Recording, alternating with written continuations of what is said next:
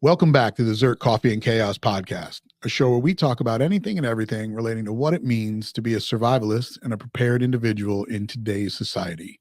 I'm your host, Chris Bartagone, ZP002. Back with me, my co-host, Jamie Franks. Jamie, welcome back to the show. Thank you. Good to be here as always. Yeah, it is. It's always a pleasure to have you back on.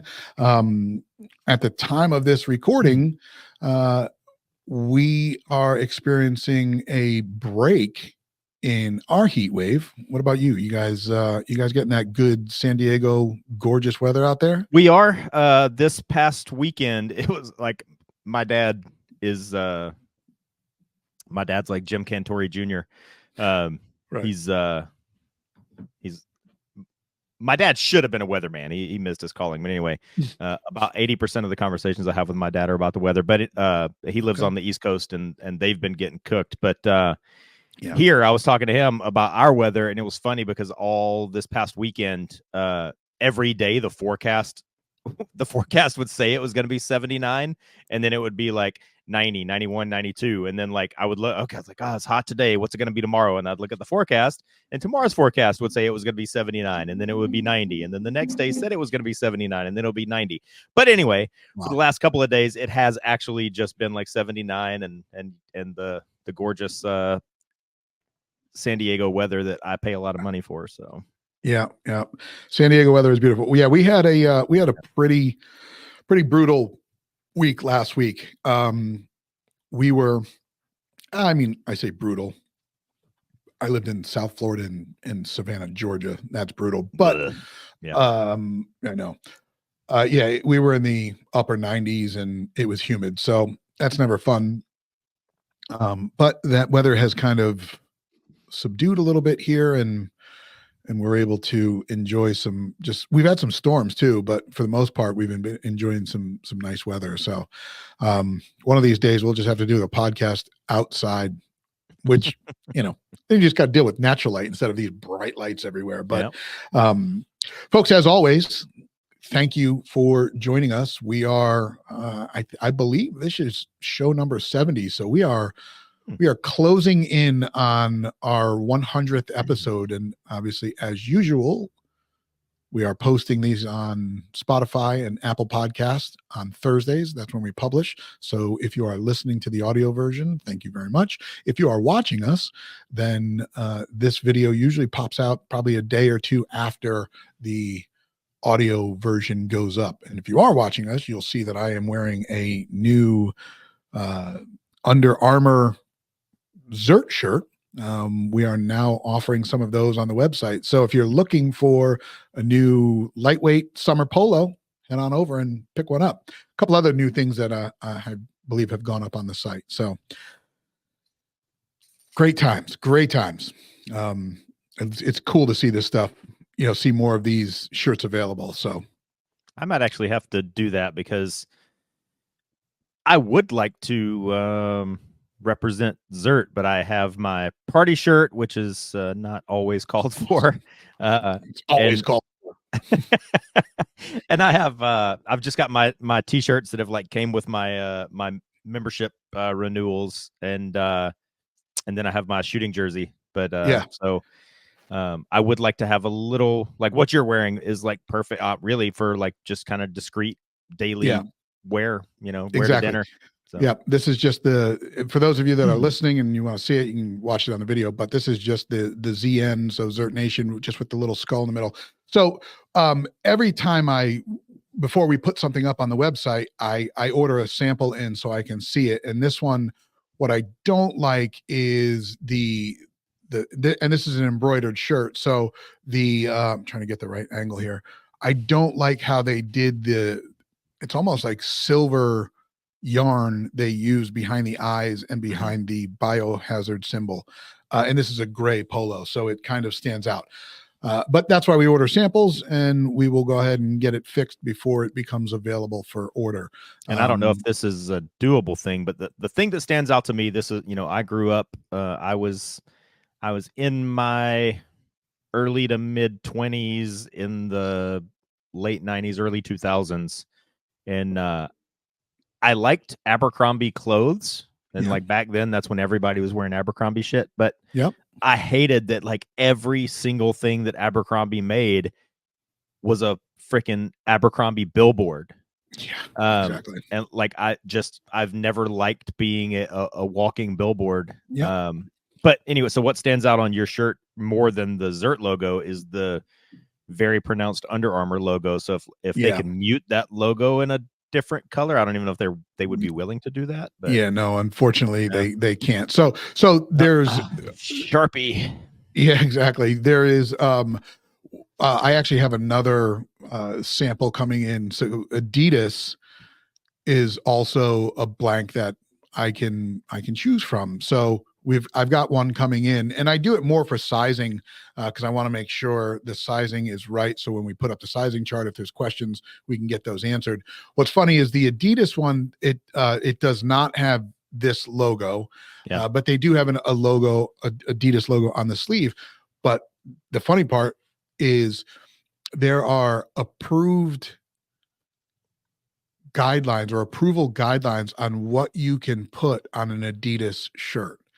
So, and one of the things was, oh, you can't put weapons on something with an Adidas logo. I was like, okay, what are you gonna do? You're gonna go tell somebody that's wearing an Adidas shirt that has a gun on it, like, you need to take that off. You can't have that.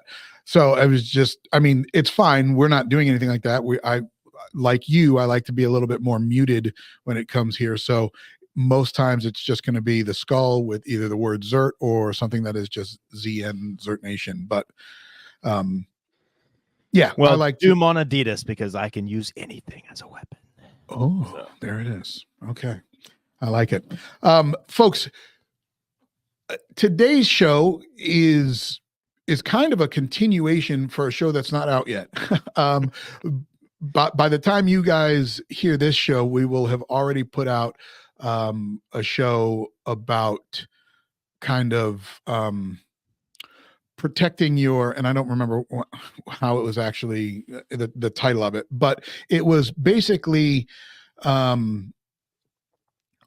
protecting your own, more of understanding situational awareness, but then that next step of how to protect the people around you. And we started to talk about digital footprint, which is something that you and I talked about in a previous episode on the importance of understanding that. And it was, and we correlated, and it was a show I did with Paul, and we correlated it back to OODA loop, basically. Like, we talked about, and it was more of the orientation portion of what to do next.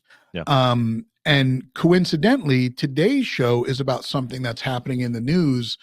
It was brought to my attention by a friend of mine who works in the industry, not the firearms industry, the automotive industry, which sparked me to kind of look into it a little bit more. I worked in the automotive industry for a long time, and that's where I met this guy. But he just said the CDK debacle was causing a major problem in his life. And so I started to look into that. And if you folks are not tracking on this, CDK Global, which is a software company that provides about 15,000 automotive dealers in North America software to get quite a few things done, was cyber attacked. And it has caused major disruption at car dealerships across North America. So today we want to bring some light to that subject, but B, also some of the I guess the heavy impact that could have on your personal information. And what that looks like. Yeah. Unfortunately, I'm not a cybersecurity expert beyond, a couple of times a year, the Navy makes us do mandatory training. There's a training that everybody has to do, and then there's additional training you have to do if you hold security clearance. That kind of gives like a basic level of awareness to this kind of stuff. But this is something that probably everybody should be more smart about. But I think it's a thing where everybody knows that they need to be more savvy in it, but nobody really knows how. And like, even when I was looking up stuff for this episode, basically I found 1,000 different articles and outlets that basically just had all the same information. So this is a tricky one, and it's on one hand it's very niche in terms of I think the percentage of the population that's a computer hacker that would be capable of carrying out a cyber attack is probably pretty small, but it has the potential to impact almost everybody. And so, that's how you can kind of protect yourself is I guess by being more selective on uh how many different paths you kind of give away your, what in the military we call our PII, our personal identifiable information. But the more we've talked about this with cell phones and stuff on one of our Right. previous episodes, it's like they, when they sell you a cell phone, what they're really selling you is the convenience to be able to do all these things on your cell phone. And now you brought up that this cyber attack in specific was directed at car dealerships, which when you told me that, I thought about it for a minute and I was like, that's actually kind of perfect. But now all these like convenience features, smartphone features and apps and things are even being integrated into our cars. Right. But then a cyber attack on the dealership side, like, again, this goes back to like, how much do you want to participate in society? Because you can be Grizzly Adams that lives up in a cave and Right. eats berries and just choose not to participate in society at all. But then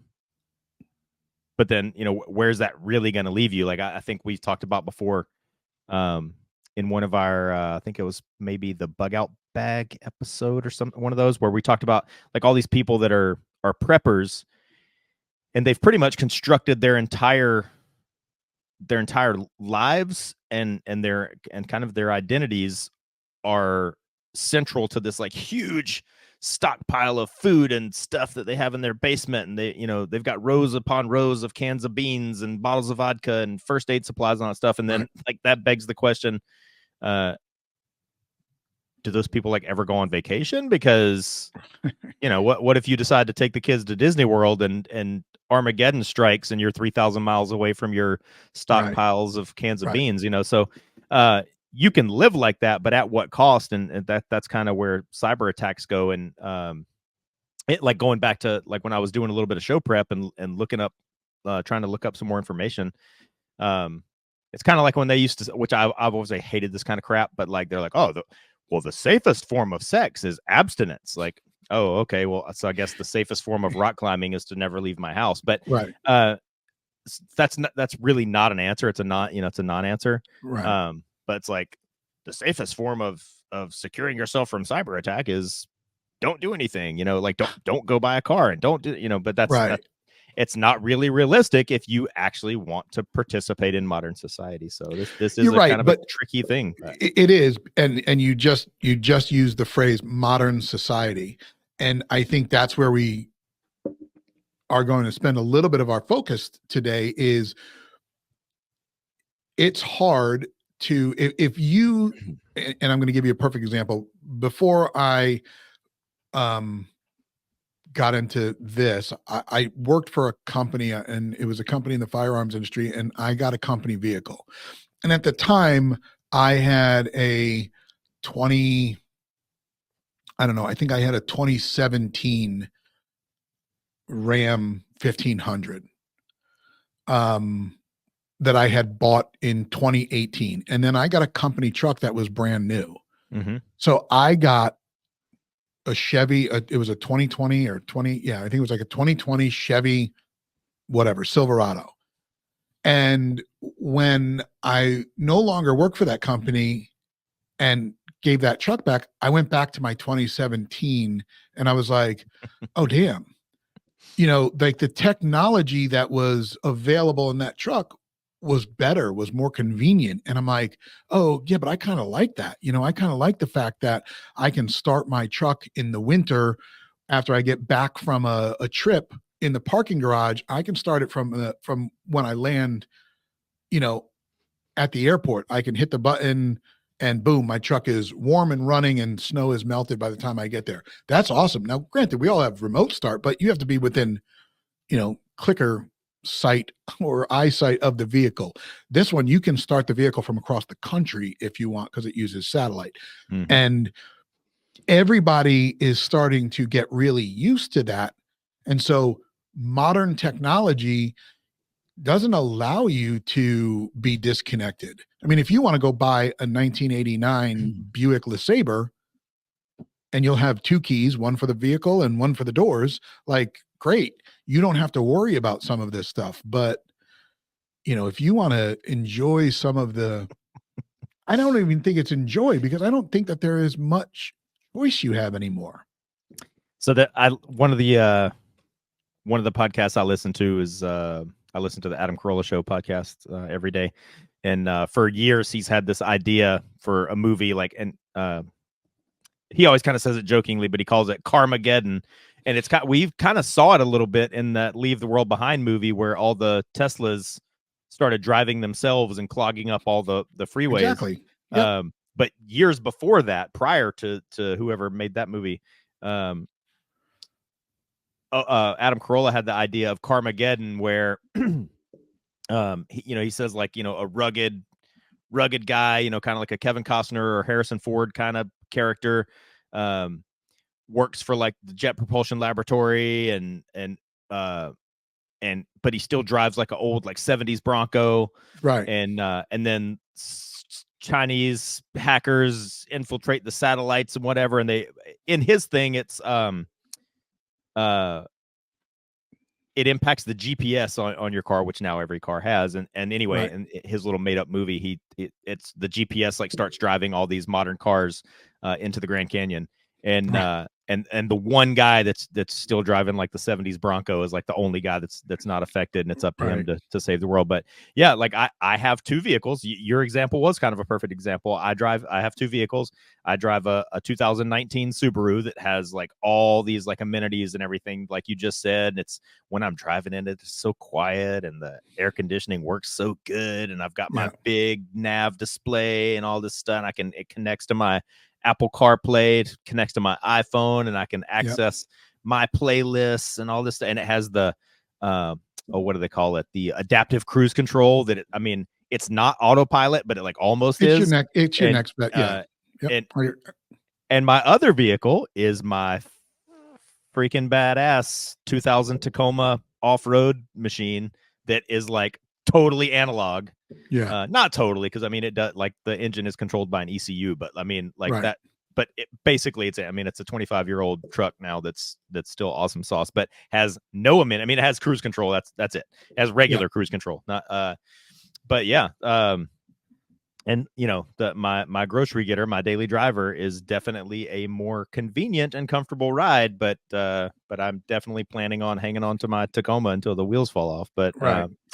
But the hacking of the car and possibly the electronics or whatever in the car, and then when you start getting into, like I just said, where now modern cars connect to your cell phone, and I'm just spitballing here because I don't even know if somebody could, because Subaru has the Starlink system, which GM vehicles have OnStar or whatever. Starlink is the Subaru version of that. If I have my cell phone connected to my car and somebody was able to hack the Starlink system, could they hack my phone? Because you've made the point before, if somebody hacks the information in your phone, now they really have everything. They have photos of you. They have photos of the inside of layout of your house, possibly. They have your banking information. They have your Amazon Prime. They've got, got it all that. Yeah. So, and, go ahead. Well, and so, no, actually, go ahead. You finish your point first, and then I'll come back to it. But there's the hacking of the vehicle, possibly, and the possible implications of that. But I was just going to circle back to this, what you started off with, the cyber attack on a car dealership. And right, years ago, I think I've referenced it before. Like whenever I've gone on deployment, I just devour books. I don't even care what they are. Like I just like on a regular deployment, I'll read over 20 books. But I read Digital Fortress by Dan Brown. Dan Brown's the same guy that wrote the Da Vinci Code and all those Okay. books. And side note, the two Dan Brown books that they made the movies of are like not his best books. I hate it when they do that. Like, like with the Jack Reacher books, the ones that they've made the two movies of are like not the best ones. And then, anyway, but in Digital Fortress, it's like this super sophisticated global terrorist organization that has hacked into the NSA, and they're about to crack the codes for the NSA, and basically, there's a word for it. It's like a flood attack, where like you basically write a computer program, and it's kind of like Dwight Schrute in The Office, like where they're trying to figure out the password for the company computer server, and they're like, Dwight's like, okay, start with 0000, and Jim tries it, and he's like, that doesn't work. He's like, okay, now try 0001, and he's like, all right, Dwight, I'm not going to try 10,000 different. But anyway, there is a type of cyber attack that basically it's a computer program that does that it just it systematically floods your system or your server with it basically starts with A and then goes A until it eventually figures out the right sequence of letters and numbers. Anyway, the book is about that, and they're cracking into the NSA's master database, which is connected to everything, and it's like this. They know that this cyber attack is happening, and they're trying to stop it before it cracks the code and whatever. But you don't think of a car dealership like that's, and it's really like this cyber attack is kind of brilliant in that way, because I'm sure our government has taken steps to protect, the NSA and the CIA and the DOJ and the DOD and like all this shit. But like a car dealership, much like your cell phone, if you are a person who has chosen to participate in society in recent years, and you have purchased a vehicle, I'm sure you financed it. I'm sure you didn't pay cash for it. And so with that, they have your social security number, all your banking information, all your, like all the information that's required for your credit history and your mother's maiden name. But then also, because they sold you your car, they also have your driver's license information. They have your car, your vehicle's registration information, your license number, like all this stuff. So cracking into a car dealership is really kind of perfect. Right. Now, where I was going to go with this, and I wanted to make sure you got that all out there just in case I was not picking up what you were putting down. So CDK CDK Global is a cloud-based software program used to manage everything from scheduling, records, and more within dealerships. So to your point right there, they have access to that information. And apparently there's been a group that has taken responsibility called Black Suit. And they're the group behind the attack. They were kind of a spinoff, if you will, of another group called Royal Locker. And that's a Russian linked hacker group. I guess this Black Suit group has only been around since 2023, but they're pretty big. Royal Locker would attack in the past they would attack American companies. So, and a lot of it is like, I think this is the first time that I read, but with a dealership, but they go after healthcare companies. Now, to your point, we don't know what we don't know, right? So we don't know what they had gained access to, but some of the reports that are out there right now is that it is a ransomware attack. So they are basically demanding tens of millions of dollars to release the information or release the system back to the company. And I guess the last time one of these situations happened, it took over a month to gain control back from the hackers. Now, I don't know what the standard operating procedure is for a company when dealing with this. I don't know if they, start to employ their own hackers to reverse the hack. Again, this is a completely different world, but where I guess where I have questions is if it looks like on the surface they were just after this piece of control, is that just because they wanted to show misdirection? Like, here, look at this, and then they go and they get the other information, like you just said, the more important information, your bank information, your home address. They now have access to the scheduling so they can see when you're out of your house. And, again, who knows? You can peel back the layers of this thing and really start to question, like, okay, how impactful was this? Did it go further, deeper? And are people at risk now? Banking information, all of this, because, okay, it affected 15,000 dealers. How many customers does that do those 15,000 dealers have in their list? Yeah. And like that, what you just said is kind of where my mind always goes to. And it's a shame that we kind of live in a day and age now where anytime you read a news story, you kind of have to run it through the filter. Like if this is what they're telling me in the news story, right, it's almost guaranteed that there are things that are purposely omitted from that news story that they're not telling you. Right. And it's completely unrelated, but it's kind of related. The Obama, not Obama, Freudian slip.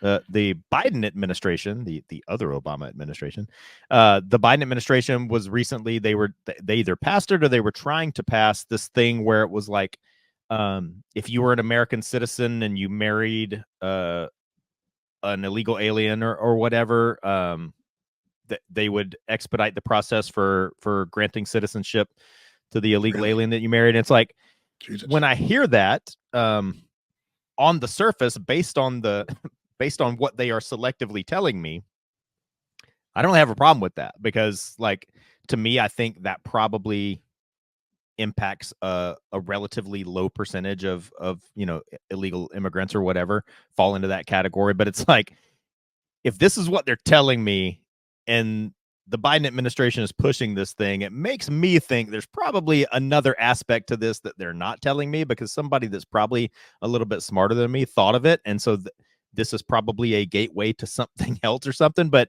right. But with that in mind, I would like to go down to Tijuana and if I fall in love, be able to marry that person and put them on the path to citizenship. Right. And I was kidding, but but like, one of the things that stood out of what you just said, the black suit and the Hawk locker, what was it? Royal locker. Oh yeah, whatever. These are all foreign entities. Right. So like this, like I was about to say I hate to be political, but I actually don't hate to be political. But this does tie into politics, and with us being in an election year, this is yet another thing that an informed voter should factor in, because foreign policy does play here. If these are state-sponsored groups, or if they're not state-sponsored, they're entities that states are willfully turning a blind eye to, if they're not quote-unquote sponsored. And the foreign policy or lack thereof of whoever you vote for could absolutely play into this equation. So something extra to think about. Well, definitely something extra to think about. And I hate when my mind goes down I'm writing the next spy novel that needs to be adapted into a movie. But sure, they're foreign entities, but do they have a group of people here? That's a great point. Yeah. While it's a foreign entity, are they really there in Russia or are they here? And have they figured out a way into this country and are, you know, attacking it from inside? Who knows? I mean, there's a lot, especially when you get into these computer crimes and this. I mean, you want to talk about something that we know nothing about. It's how some of that stuff works, you know. Yeah. Again, Well, but go ahead. When was the last time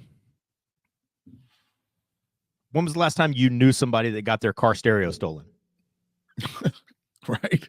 Like 1996. Yeah. Like, yeah, people don't steal car stereos anymore, and like this is the way that it's going. Like, the reason why people don't steal car stereos anymore is because that requires you to go out and go on foot and break a window and disconnect a car stereo and unbolt it and pull it out of the dash, and you might get caught and you might get seen and you might get shot. And but now criminals have become more sophisticated where they will just stay at home and steal your identity. So that does beg the question. Right.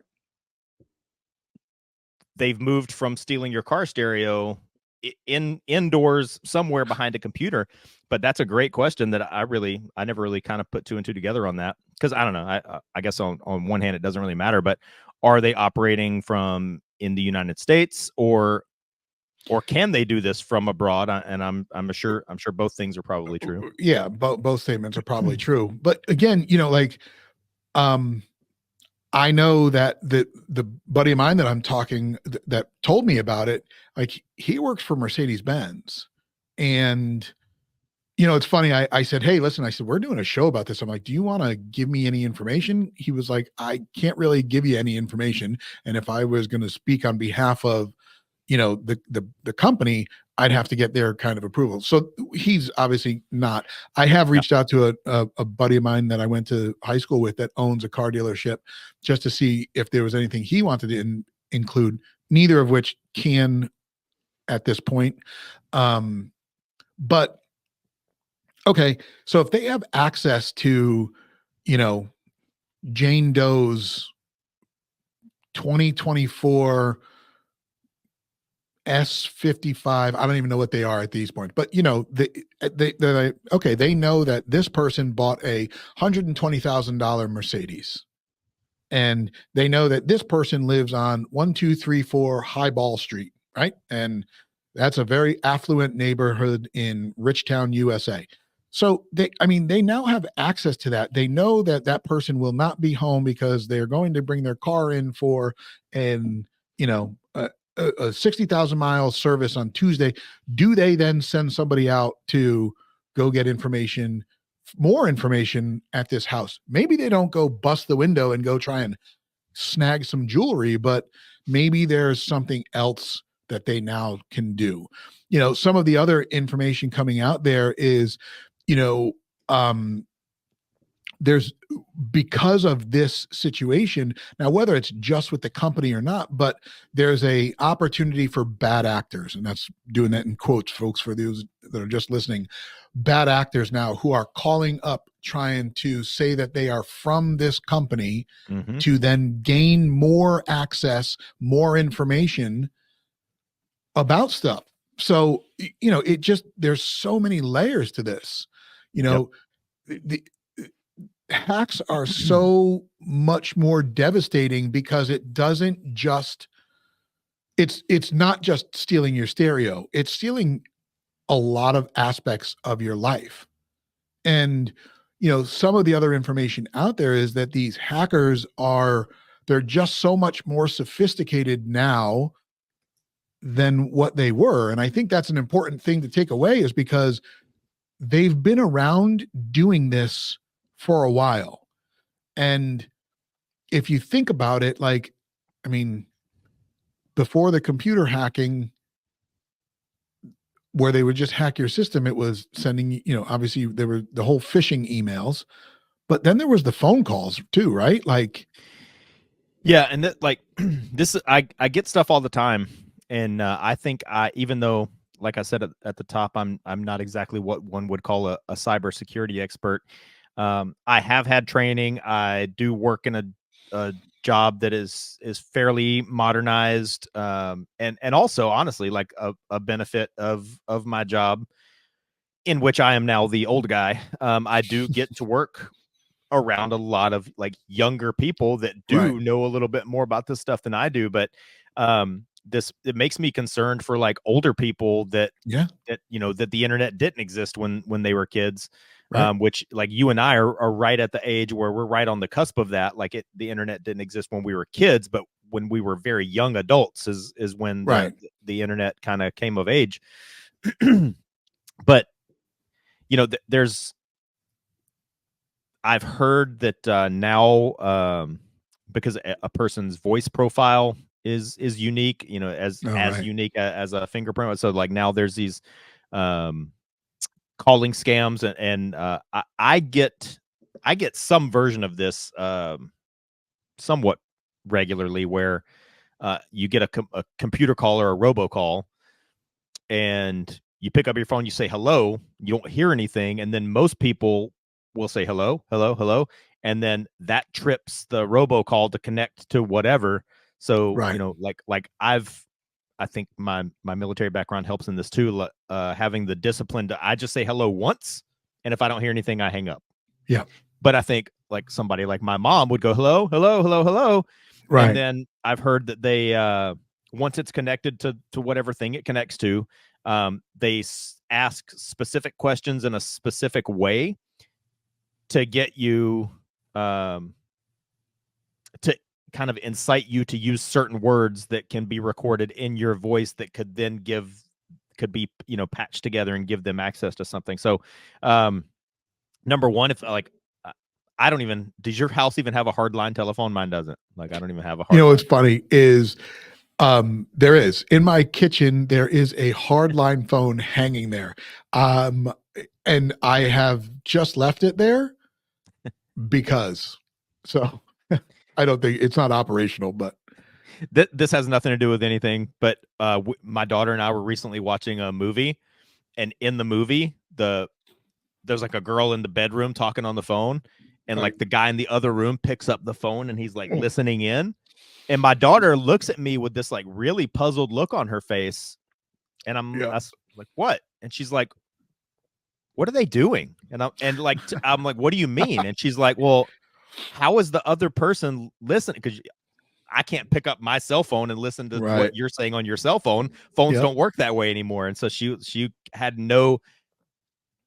a great percentage of my childhood was spent in the other room listening to my sister's phone calls. But Oh my um, God. anyway, but yeah, so You had to be so quiet picking it up off of the receiver, or yeah, I think that's what it's called. You just pick it up yeah. and you try and get your finger under there so you can just get it up and then let it off slowly. Oh yep, Uh, that was hilarious. And then then you're on the phone and your mother picks up and I need to use the phone yeah. and it's like get off the phone, Get off the mom. phone, mom.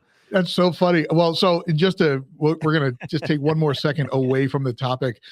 I've recently I rewatched Entourage, which was a great show. If you ever watched it, it was just so funny. And it's just more of a mental distraction at this point. But there was the episode where Turtle was on the phone with Jamie Lynn Sigler, who was Meadow Soprano, Mm-hmm. and he was having phone sex, and the mother picks up the phone, and he was just like, "Mom, what the fuck?" It was just so hilarious. But like you go back to you, so watching that show has been hilarious because it started in the days of they had a house line, and it was the Sony cordless phone that was waterproof because they were using it. And then watching the cell phones evolve has been awesome. The one Yeah. episode that just came out, they're like, "Oh, you need to get on this Facebook thing," and it was just as Facebook started. But anyway, it was obviously before the days of computers to that extent. So there Yeah. was no cyber hacking there. But who knows? They might have been getting phone calls and robo dials. Yeah, so that's where I was going. I think it's safe to say that because I don't even have a landline phone. Um, most of these types of calls are going to come through your cell phone, and so it's just better that like I paid for this app called RoboKiller, and Okay. that app has greatly astronaut, and because it'll tell you how many robocalls it's blocked. Like if once you have the app installed, let me see if I can pull it up here real quick.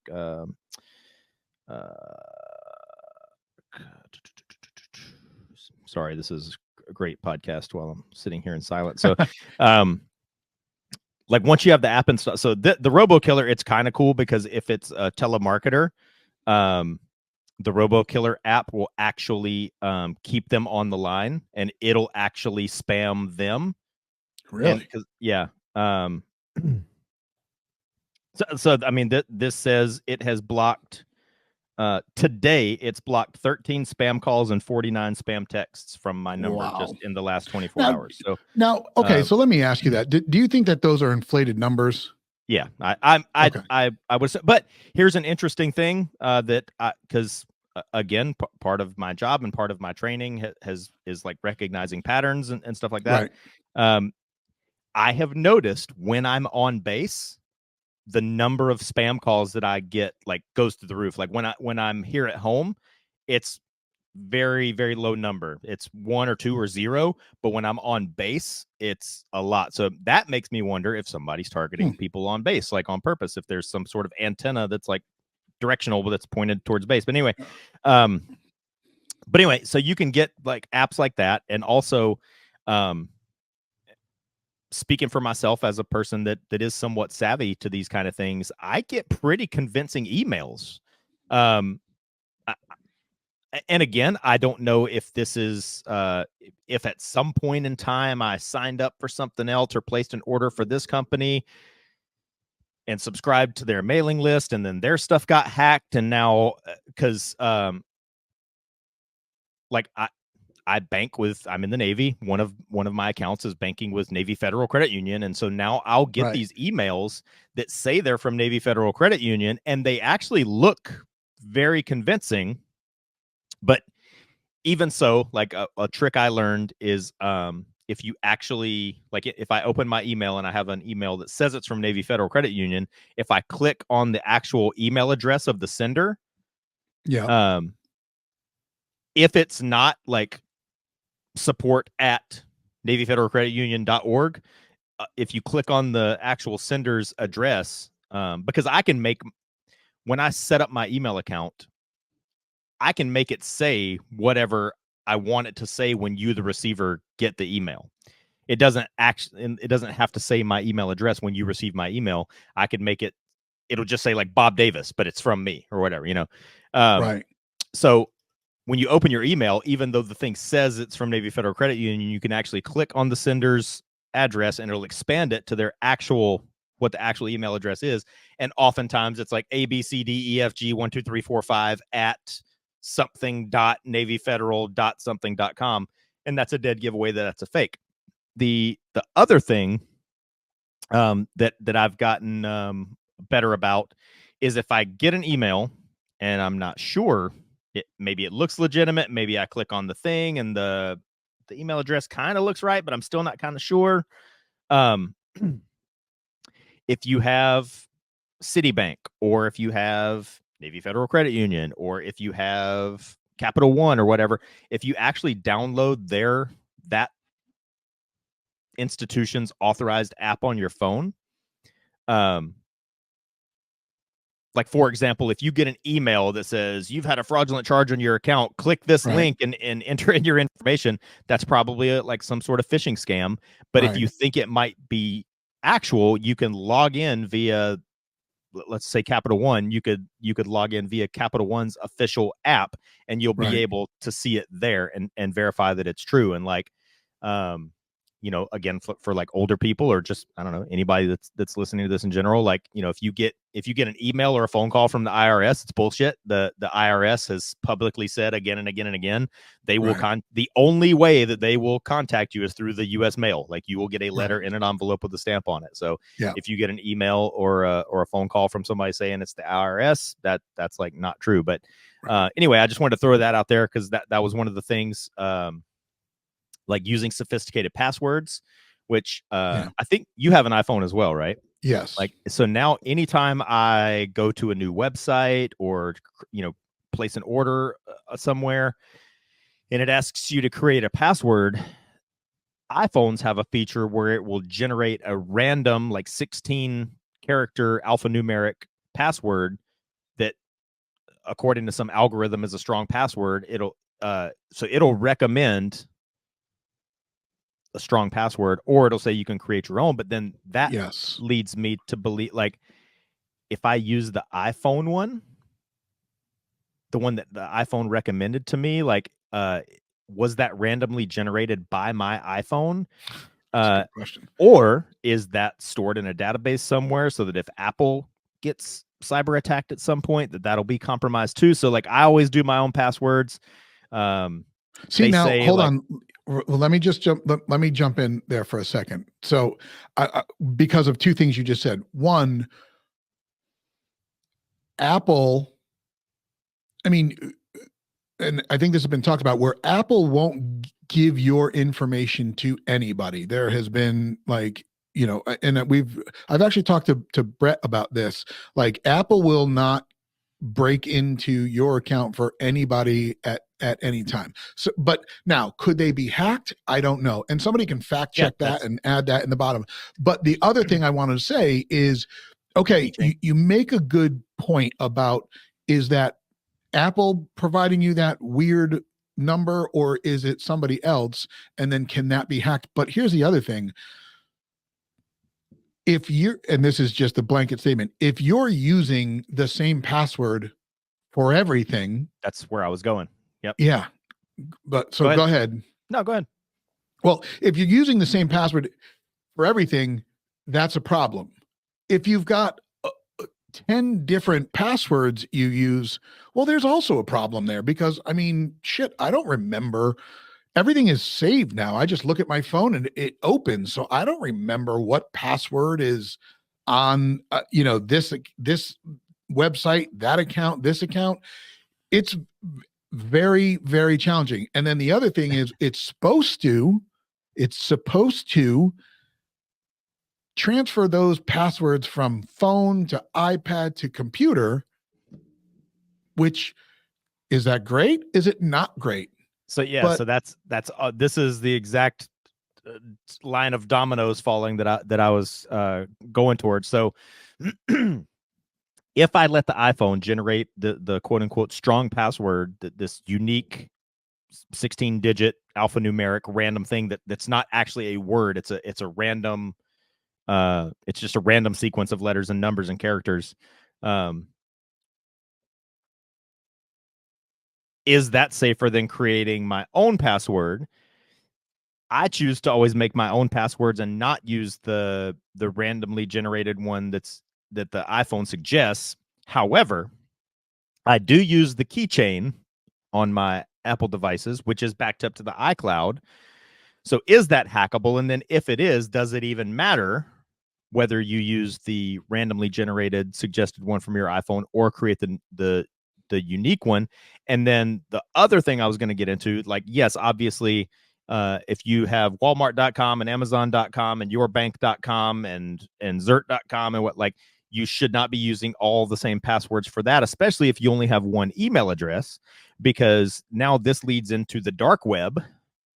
Because which, again, just disclaimer, I'm completely ignorant to the dark web, except that I know it is a thing that exists. And I do know it's a thing on the dark web that there's some sort of program or hack that can be used to search the entire World Wide Web and find every account at every website and every bank and every whatever that's associated to your email address. And so then if you have used the same password across the spectrum, if they've got one password, then feasibly they have them all. Right. And so then that goes back to, is it better to use the little randomly generated one? And the answer is, I don't know. But these are definitely things that if cybersecurity is something you are concerned about, these are something you need to think about, and decisions that you do need to consciously make for yourself, understanding kind of all the layers and possible implications of that. And also so varying your password, which may or may not include using the randomly generated one that your iPhone suggests. But think about how, we've talked about this in many different examples as well. You don't have to be one extreme or the other. Like, that's often how people's minds work. You think you have to be this extreme or the other, but real life exists somewhere in the middle. Like, you don't have to be the super duper prepper guy with a bunker and 6 metric tons of baked beans in a can. You can be somewhere in the middle, and with the Adam Carolla and the Carmageddon, the guy in his movie works at Jet Propulsion Laboratory, so he's probably a pretty tech savvy guy, but he chooses to drive an old 70s Bronco. So you can kind of be more like that guy, where you kind of have one foot on this side of the line and one foot on the other. But where I'm going with that is just like, deliberately being selective and deliberately, limiting your exposure to these kinds of things. It doesn't have to be all or nothing. Because again, with the car dealership example being almost like the perfect soft target, just being conscious of how many of those other soft targets you're opening yourself up to. I mean, like, I own my house, so and I'm fairly confident in that not being hackable, because when I bought my house, I had to sign a stack of papers that was this thick, and I'm highly skeptical that all of that got computerized. But but now again, what these companies are selling you on convenience, but what you're actually buying is possibly vulnerability. Sure. But like these buy now pay later apps, like Klarma and Affirm and Shop Pay. I'm trying to think of all the ones that I always see. That's like, when I go to checkout, it always gives it to me as an option. Like these buy now pay later things. But like, all those things may seem very convenient, but all of those things are potentially opening a door to what's the word I'm looking for? Compromising your information. And we talked about this before we went live on the podcast. I mean, when I was going through my divorce, that taught me some very valuable life lessons. And one of those valuable life lessons is, you don't have to be a drug dealer or a money launderer to have multiple bank accounts. When I was going through my divorce and suddenly found at that time my one and only bank account was emptied for me, I learned the value of not putting all my eggs in one basket. I'll just say it that way. Having multiple accounts, multiple savings accounts. When my paycheck comes from DFAS and goes into my account, it gets split up. There's little things you can set up, and this percentage goes to this account and this account and this account. So I have things that are spread out. So I think I've also put a safeguard in place that I'll never get divorced again, because I'm probably never going to get married again. But that aside, with a cyber attack, like one of my girlfriends a couple of years ago, she locked her keys in her car, and her battery went dead. So she had to like hire a tow truck / locksmith to come out and like open her car to get her car out, and then either sell her a new battery or jumpstart her battery or whatever. Right. And she paid, instead of paying with a credit card, she paid with her debit card, and within 2 hours, it was like all these charges started racking up and stuff. So that taught her the lesson the hard way of isolating your accounts and isolating your exposure to those vulnerabilities. And for those kinds of things, maybe pay with a credit card. So if that gets compromised, it's not taking money out of your actual checking account. Right. And that's what and that's actually what we just talked about on the show that I was referring to at the top of this show is when your debit card gets hacked, they've got access to all of your money. So if you've got $30,000 in your checking account, now that's all fair game. And then you have to go through that process and do that whole chargeback thing and report the card, and you likely get it back, but it takes a while and they don't make it convenient for you. When you use a credit card, if you've got a $10,000 balance and they hit it, okay, great, then that credit card is going to be in just unusable for a minute, but it's not all of your cash. We all use some form of, well, I'm not gonna say we all, but people have the option to use a digital wallet right now. Like your Apple Pay and stuff like that. That is actually the most secure form of payment. It's not your actual card number. If you look at it, it's not the same card number that is on your card. So if you can use digital pay, you do it. And it's a different number every time. And exactly, it's a different number every time. Now, going back to what you said about the passwords, if you're an iPhone user and you go to your password section on your phone, it tells you how many security recommendations you have. Yep, that's right. 364 is mine. 364 recommendations, and that says security risks found. And what's cool about it is you can open it up and you can literally hit a button that says detect compromised passwords, and you can do that. It gives you the option to change them here or change the passwords on the website. But again, you may have to go to pen and paper and write down all of your passwords. I mean, there it is, pen and paper, write down the 10 passwords that you use, and then you may have to go make a freaking Excel spreadsheet. I use this password for that, this password for that. It's a pain in the ass. I get it. Now, I guess the silver lining here is what we've talked about today is a company out there that is targeting American companies trying to get tens of millions of dollars by holding their software for ransom. And we said it before, ransomware is basically the digital equivalent of squatters taking over a home.